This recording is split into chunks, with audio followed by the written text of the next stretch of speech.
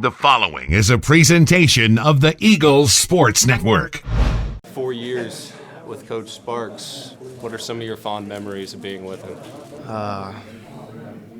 Just him teaching me, just to fight anything that comes to you, that life throws at you. My biggest takeaway from these 4 years is that life ain't always pretty. You don't always get what you want, but you just got to keep going and keep fighting. He tells us all the time, if you're breathing, you're fighting, and the way he exemplifies that is, you can't even put it into words. You talk about a guy that walks the talk. That's exactly what he does. He comes in here every day. He asks us how our hearts are. It's been great. It's been a great experience and a great learning experience for me that I don't think I could have experienced at any other place. There is a little bit of national recognition for Coach Sparks, obviously with the wins and some national championships, but there's a lot of people that don't really know who he is. What would you say to those people on who Coach Sparks is? One word I would use is fighter. Like I said, he's fighting every day. I laughed. I was telling somebody he was supposed to retire after my freshman year. He's been diagnosed with his situation for a while now, and he just doesn't give up. It goes on for football as well. He teaches us, no matter what the score says on the scoreboard, you don't quit. That translates into life as well, and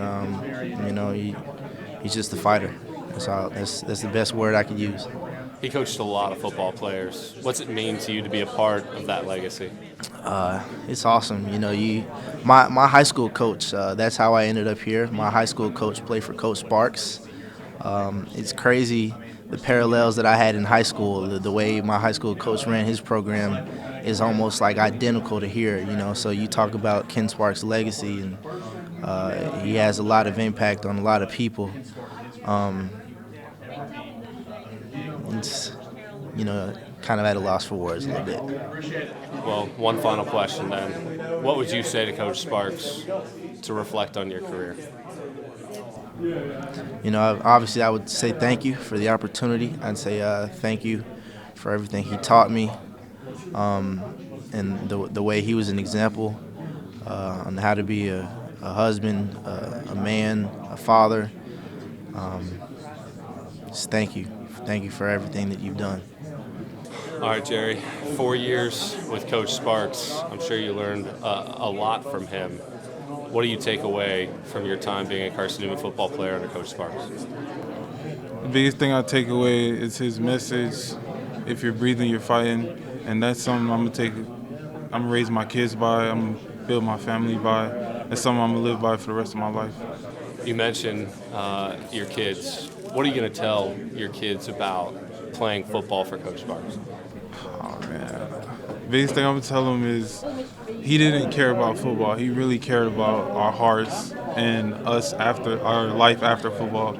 I remember when I came in here on my recruiting, I went in his office, and the first question he asked me was, how's my heart? And no coach that was recruiting me ever asked me that. And that showed me that he really cared about us as players and our walk with Christ more than football. So, if you could have a conversation with him, what kind of things would you tell him about what he meant to you? First of all, I'll apologize for my missed tackles that I had in my career. But I'll just tell him thank you, because he's the reason. I'm not gonna say he's the main reason, but he's one of the reasons why, like, I just want to just live life. I just want to live the right way, and he's the main reason. I come from a Christian family, but just in college you have all these distractions, and he kept me focused, and I just want to say thank you to him. When Coach Sparks told you earlier this morning, the team, what kind of thoughts went through? It's really surreal. everybody's kind of been talking about it for the last couple of years I've been here, and they just really have, been behind him to, try and keep him fighting for, not just for him, but for us and for the Lord. And he's really instilled that in us, and it's been a real surreal thing for us. Being a part of the last team that he'll ever coach, what's that mean to you? It's special. I mean, I didn't think it'd be me, because, he talks about, you're breathing, you're fighting every single day, and I didn't think for 1 second I'd be the last, the oldest guy on the team too, to come through here, and it's kind of bittersweet, What kind of things have you learned from him over 4 years that you're going to take with you for the rest of your life? The biggest thing is put God first. I mean, no matter what you do, give the glory to Him, and I think that's the biggest thing anybody can learn from him or from anybody. I mean, that's the biggest part as far as being a man, and I think that's something I'll really take with me. So obviously the story of you on how you got here with driving in the car and that stuff, we remember that.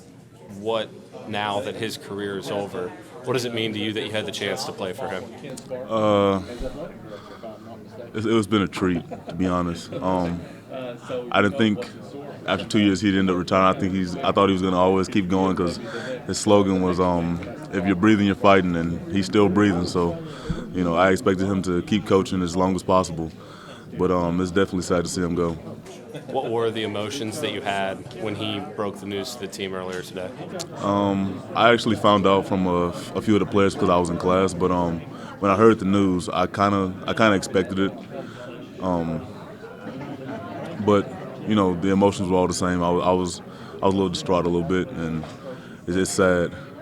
But I'm glad that he had such a great career and changed so many lives here. If you could say something to him, what would you tell him? What could I say? I'd probably say that I love him, and to continue to have faith in God, just like he's told me. And I'll probably ask him how's his heart. What's the biggest thing that you think you've learned from him in the couple of years that you've been here?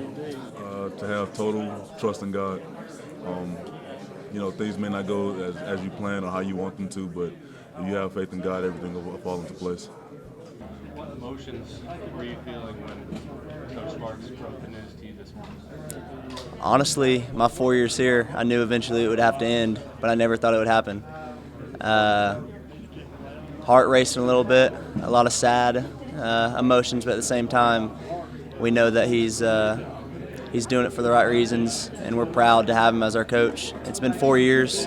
I never take any of that for granted, and I know for sure that Coach Sparks is making the right decision for him and his family, and I really respect that, especially for this university and everything he's done.